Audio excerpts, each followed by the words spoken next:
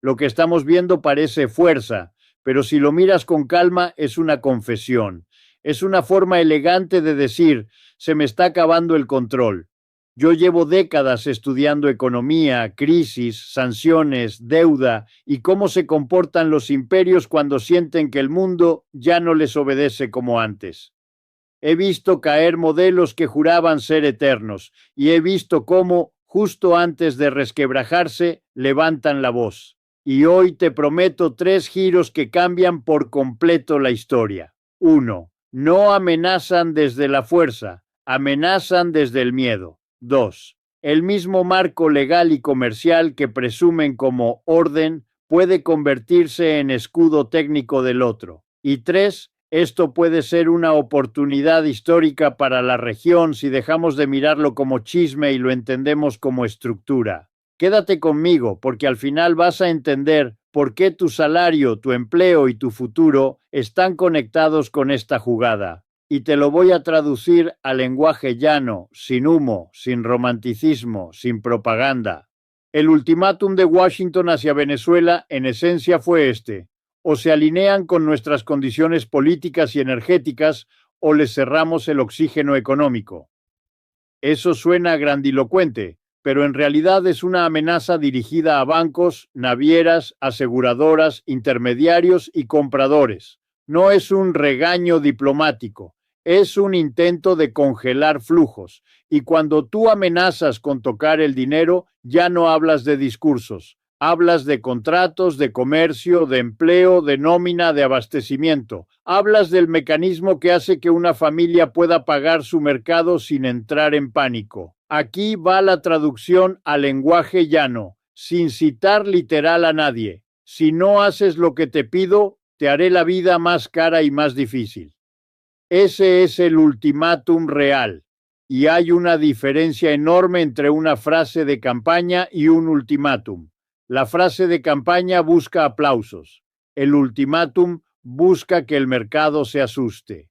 Porque las palabras en geopolítica no son poesía, son movimientos en un tablero. Y el objetivo es que el otro baje la cabeza sin que tú tengas que disparar un solo tiro. Ahora, ¿qué hizo Venezuela? Lo que yo llamo una jugada de silencio que duele. No gritó más fuerte, no compitió en el show, respondió con técnica, con estructura, con costos. Primero, aceleró lo que ya venía haciendo: diversificar compradores, rutas y fórmulas de venta. Si me cierras una puerta, abro tres ventanas. Si me complicas un puerto, cambio de bandera. Si me asustas una aseguradora, busco otra con más apetito por riesgo. Segundo, colocó el conflicto en un terreno incómodo para Washington, el de la legalidad internacional y la logística marítima, porque hay una cosa que los imperios detestan: que su castigo se llame bloqueo, interdicción o piratería, no por moral, sino por reputación y por costo. Tercero, y aquí está el núcleo, tocó una dependencia productiva que Estados Unidos preferiría mantener fuera del foco: la dependencia energética, especialmente el papel del crudo pesado y de ciertas mezclas en refinerías y cadenas de suministro.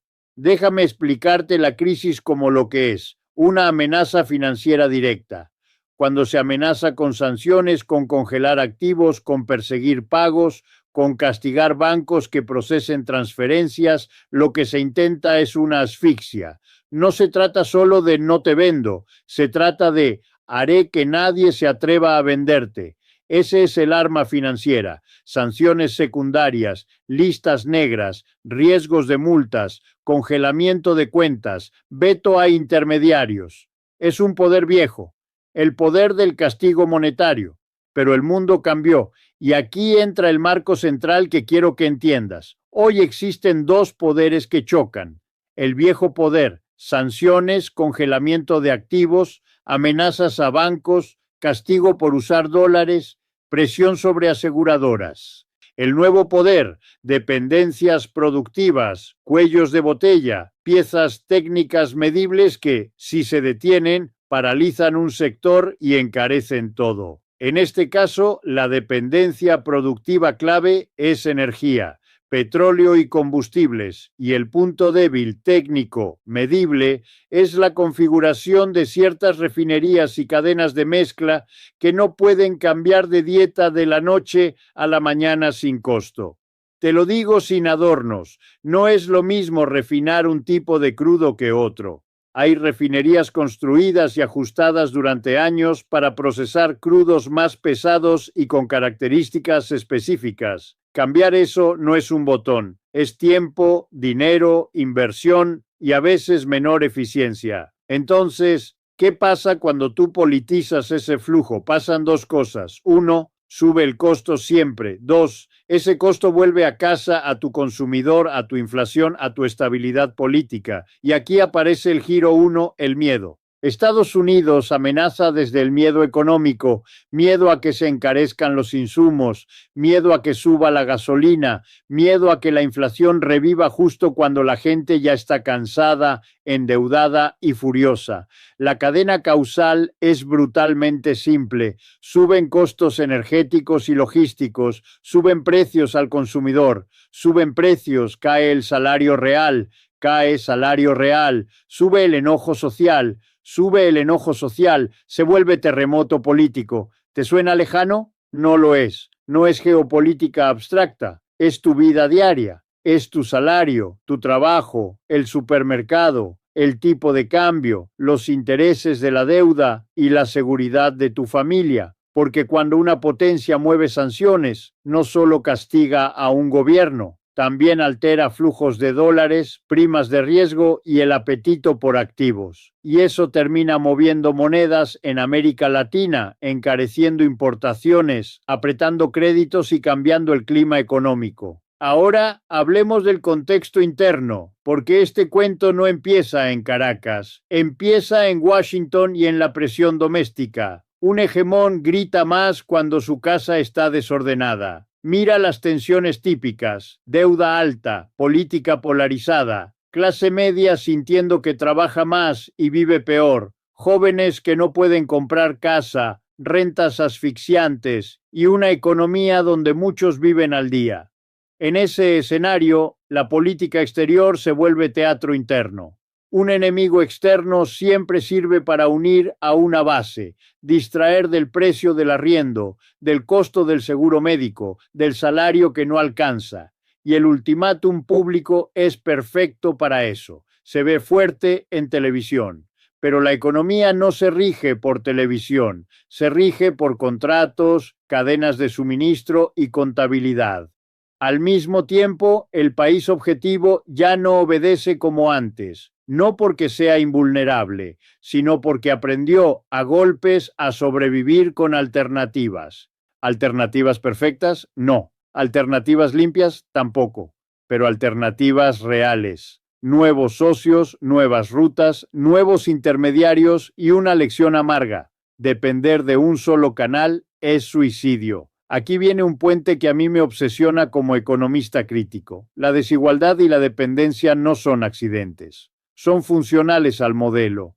Que haya países que producen pero no se enriquecen, que exportan recursos y siguen pobres, que tienen salarios bajos para atraer inversión, no es casualidad, es un diseño. El sistema necesita que algunos sean mano de obra barata y otros sean dueños del capital.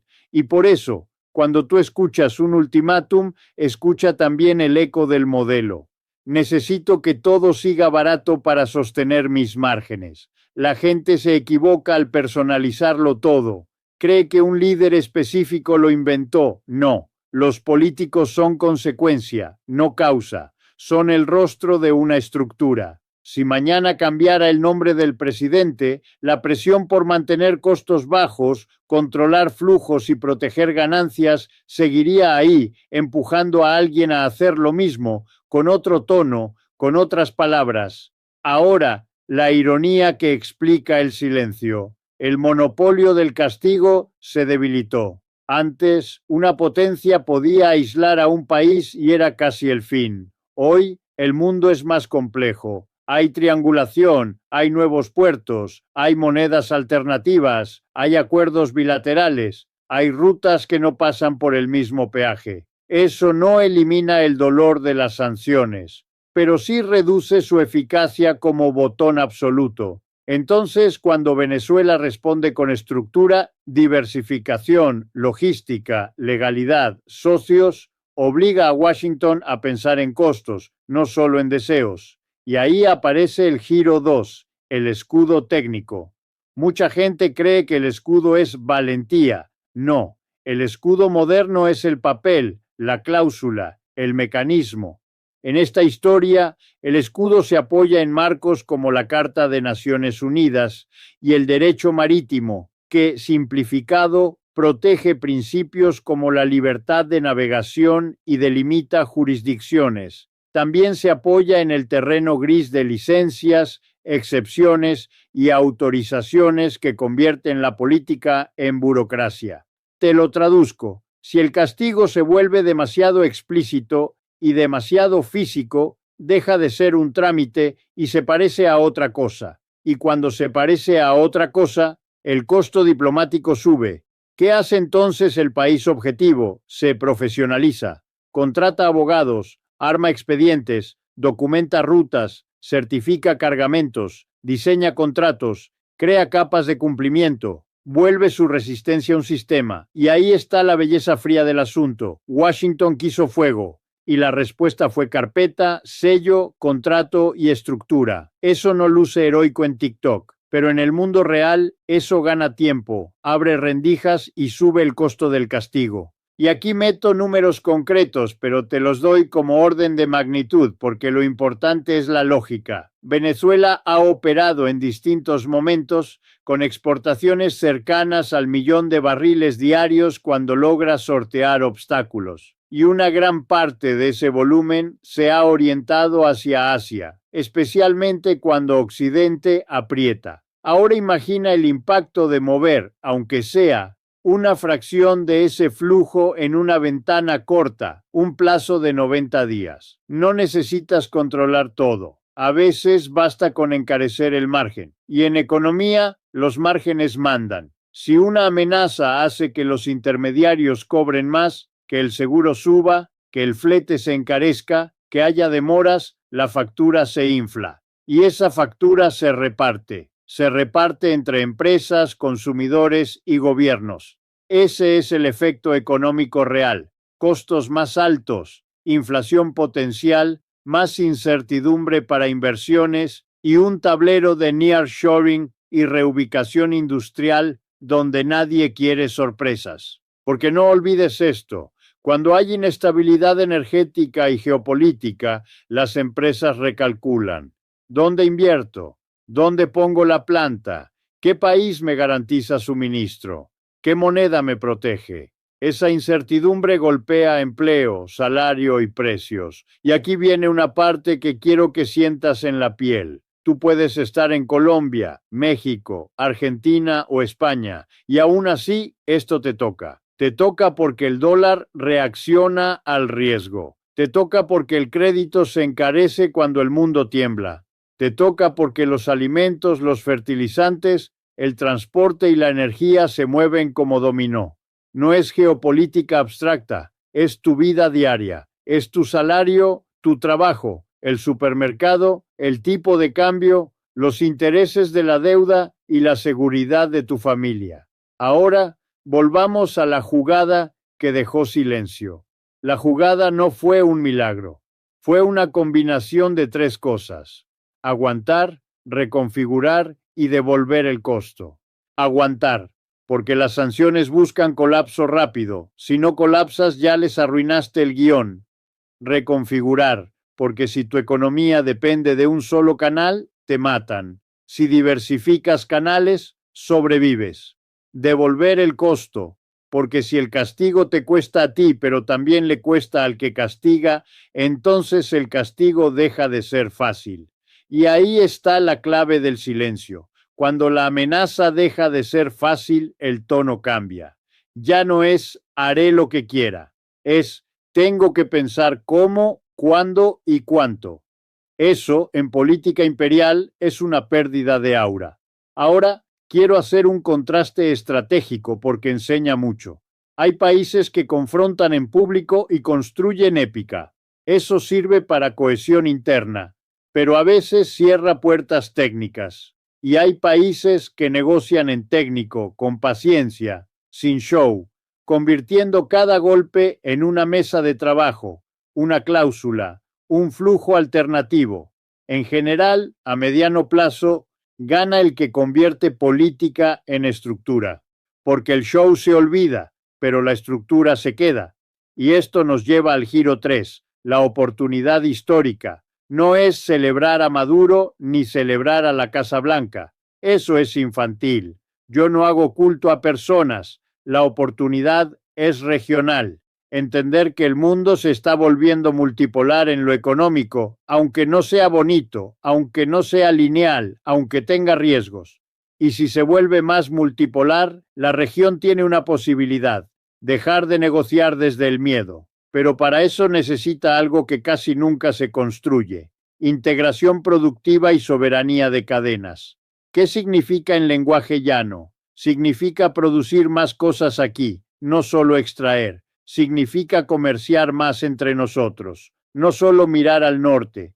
Significa fortalecer bancos de desarrollo, monedas locales en comercio regional cuando sea viable, infraestructura logística propia y reglas claras para inversión que no vendan el país por migajas. Y significa entender que el chantaje funciona cuando tú dependes. Si reduces dependencia, reduces chantaje.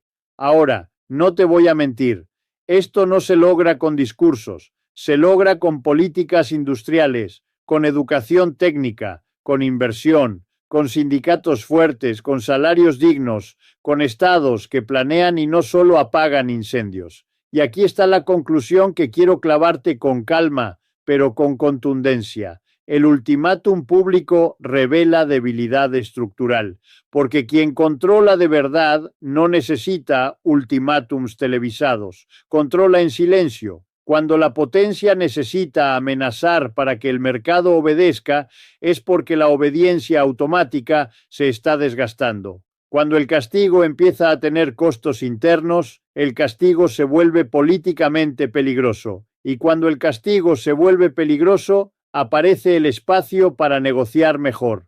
¿Eso significa que mañana tu vida mejora? No. Sería irresponsable prometértelo. Pero entenderlo hace algo igual de importante. Te quita culpa, te quita esa idea de si yo trabajara más, si yo me esforzara más, si yo fuera más disciplinado, todo estaría bien. Como si el mundo fuera una meritocracia limpia. No lo es. Hay estructuras que te empujan, hay modelos que necesitan que tu salario sea bajo para que otros márgenes sean altos. Y si tú no entiendes eso, terminas peleando contigo mismo, mientras el sistema te exprime por detrás. Así que te dejo una frase para cerrar. De esas que no buscan likes, buscan claridad. Cuando un imperio amenaza en voz alta, muchas veces no está ganando. Está admitiendo que ya no puede controlar en silencio.